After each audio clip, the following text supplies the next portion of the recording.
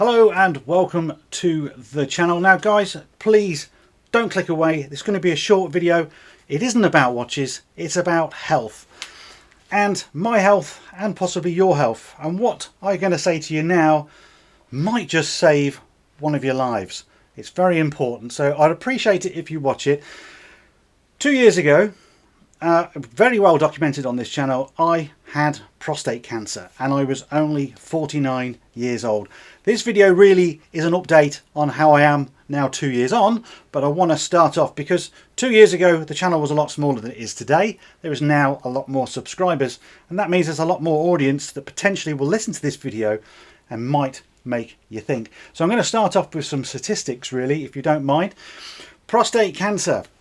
If you're aged 50 and over, then you should be thinking about this. Of course, if you're a man, it's pretty obvious really, because prostate cancer is classed almost as a silent killer.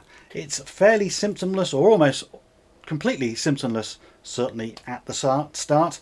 There is no screening program that I know of, certainly in the UK and many other countries, except for a blood test called PSA, which does not tell you you've got prostate cancer. In the UK alone, one man dies every 45 minutes from prostate cancer.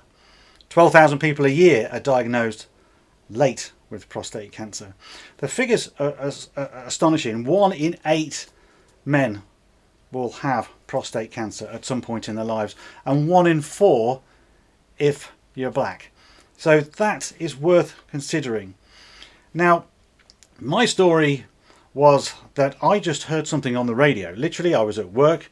Somebody was saying, if you're over 50, you should go and have this blood test called a PSA test, and that will tell you your health of the prostate, and you should do this regularly. So when I was next at the GP, I went along. I was 49. I was turning 50 that year, and so I asked the GP for this prostate, well, PSA blood test, and I got a little bit of to and fro questions as to why I'd want it and things like that, but they didn't actually refuse me, and I just thought I was doing the right thing for my health. I didn't think anything was going to come of it, of course.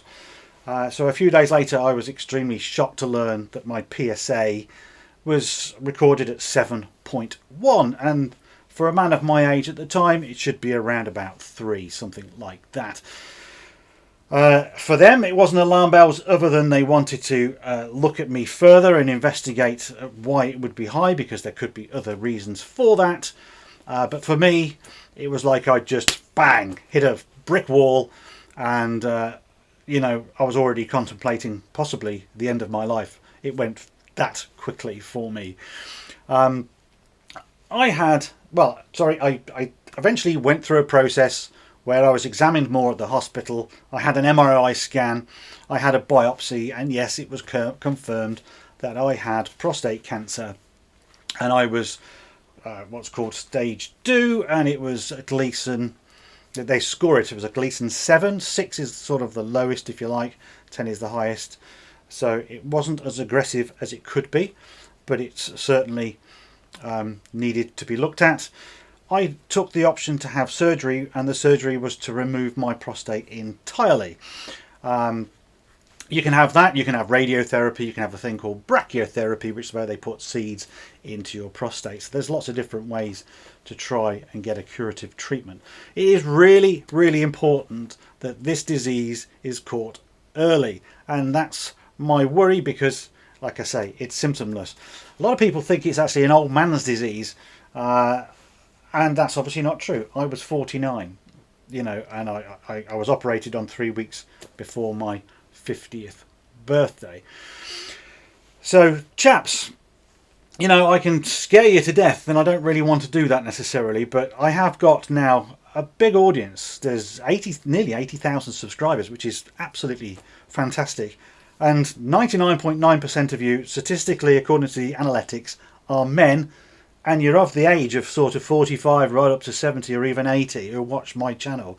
All of you, and I mean all of you, are in the zone where you need to take charge of your health, because certainly in the UK they don't look after you or preventively. So that my doctor's not going to call me up and say, Mr. Bolton, I've not seen you for many years or whatever, please come in. And at a younger age, if you're in your early 50s, for instance, they might not be testing you for PSA because they might assume that it happens later in life. And the tragedy with some of the English numbers in particular that I've looked at is that there's a lot more men dying, and that's because they're getting diagnosed a lot later, because it's their wives who say you're going to the toilet too much at night and things like that that force them to go to the doctors and get looked at. And then at that point, unfortunately, their prostate cancer has progressed, usually escaped the prostate. It might have got into their lymph nodes, certainly might have got into their bones, and unfortunately it does spread. The good news is there's a lot of treatments available, and many people can either live with, or in my case, potentially live without prostate cancer. But obviously it still kills people as a result. Many famous people have had this, certainly in the UK. Some of them have died only fairly recently, and quite tragically really.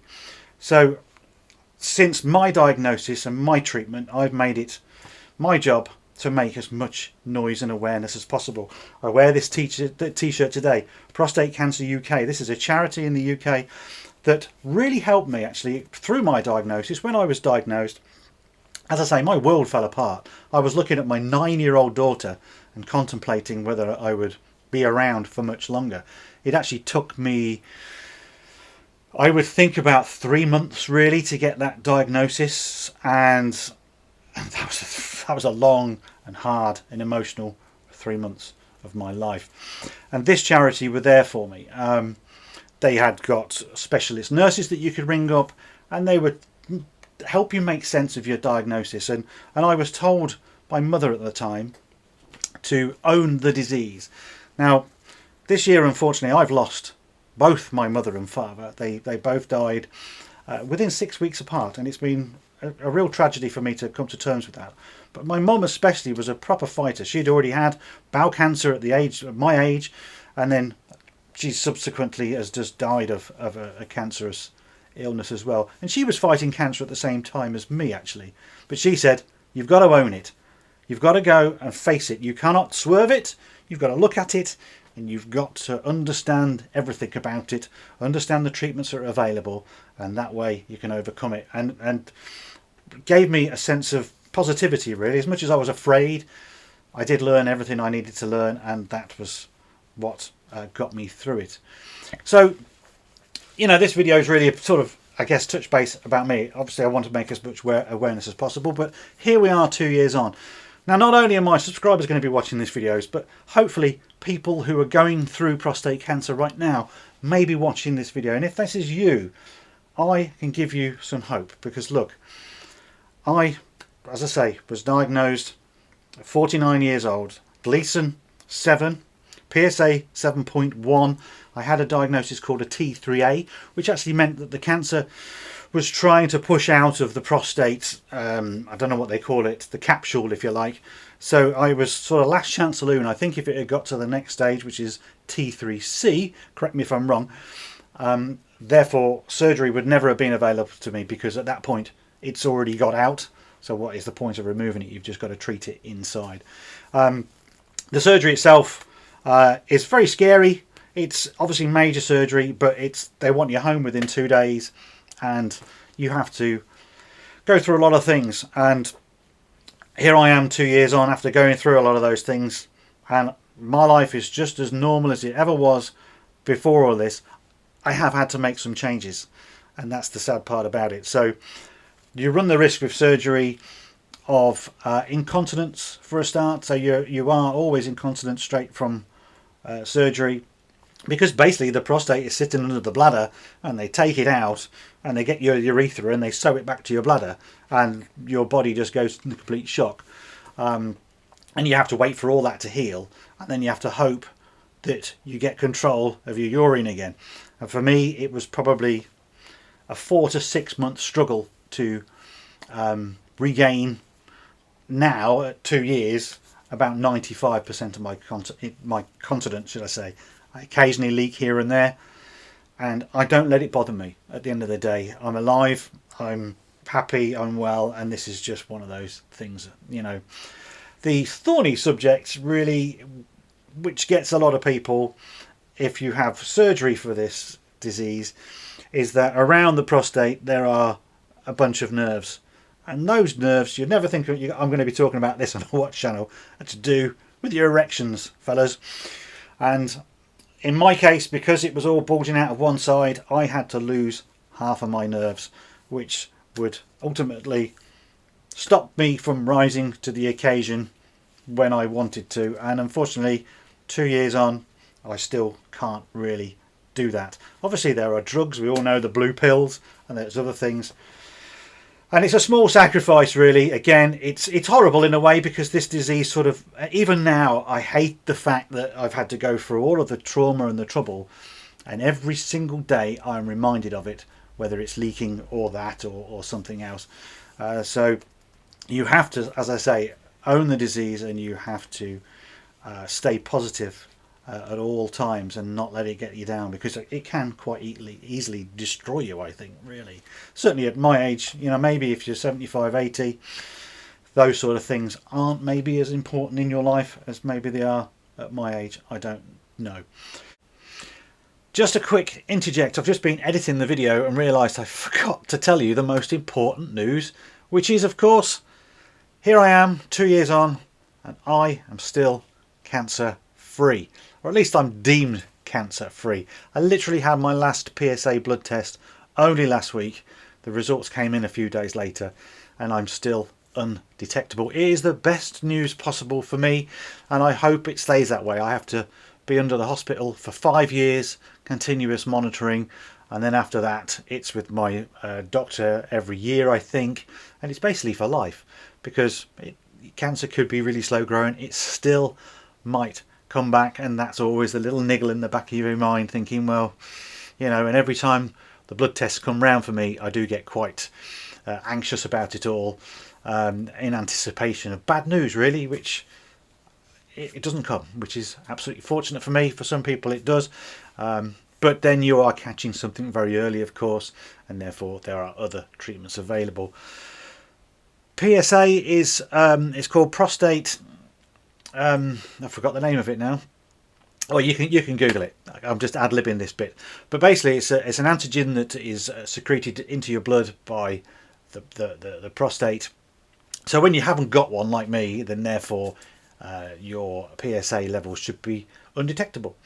If it is detectable and it starts increasing, then therefore you may have a reoccurrence of cancer, and that's when they're going to go and look for it. So for me, it's stayed undetectable right from surgery, and I count my blessings every day. So that's the good news I wanted to share with you, and obviously try and give some people who may be watching this looking down the barrel of gun of this disease, to give you guys especially a lot of hope that it is curable and life is just as good after prostate cancer as it was before. Okay, back to the video. So here we are 2 years later. I've done a lot of work with Prostate Cancer UK. I've raised a lot of money for them. I think £2,000 or £3,000 now, through sponsorships and doing different things for them. I've worked with them to do radio campaigns. I've done a video with them as well. And I'm just trying to turn my negative experience of having cancer and everything it came with that to something positive. And that is trying to make people aware, potentially save lives. I do know of 2 people for certain who have had diagnosis of things as a direct result of me talking to this camera now. And whilst that sort of makes me feel a bit better in a way, I feel sorry for them, because I know what they've got to go through. But maybe this was my path, you know. If any of us believe that there is a God and things like that, then maybe I went through this for a reason, and that reason was to then be talking to you, and hopefully catching some of you and making you think that, you know, we all want to be on this planet for as long as we can. So look after your health, gentlemen. Certainly with your prostate, like I say, it's the biggest or the most common cancer in men. The most, well, like I say, it's not screened for, because they can't technically do that yet without being too invasive. And no one really talks about it, you know. in my little circle, I think because I've had it and then the influence of this channel, it's like the stone in the pond, you know, the ripples are going far and wide. So now the more people I talk to, more people are aware of it. But even before my diagnosis, I probably didn't even really know much about what my prostate is, where it is, and how much at risk I could be because I've got one. So I've probably talked enough now, and I hope some of you will listen. You know, have a PSA test when you go to the doctors. If they decide to put their finger up your back passage, which is what all of us men think are absolutely horrible, it is horrible in the sense that you feel a little bit indignant and embarrassed. It doesn't hurt, and it's over in seconds. I mean, the ironic thing, I'll make you laugh. So when I first got it done, I don't know what I was more worried about. It was a young lady doctor. She was younger than me, and here I am thinking, well, I've now got to expose my backside to this lady, and the moment it goes in, what do? You tense. So you're tensing on a finger, which makes you even think it even worse. You're like, oh, this is just so wrong in every way. But look, you know, on a serious note, we have to go through these. It's nothing compared to what some of the ladies have to go through, to be quite frank. And, you know, do it for yourself. Do it for your family and your friends. I want you all to live long and happy and healthy lives. So listen to my message. Act on it. I'll be very happy if you did. If you want to know more about prostate cancer, check these people out. prostatecanceruk.org, I think it is. I'll leave a link below. They've also got a risk checker, a 30-second risk checker. You just fill out a small form and it'll tell you whether you're at risk or not. Go and do it. Act on what I'm saying, and I'll be very grateful. Leave your comments below. I'll read every single one, especially on this subject. And yeah, I'll try to answer as many as I can as well. So look, I'll be back very soon at the bench making more watch videos. And thank you very much for your time. Really do appreciate you listening to this message. Bye for now.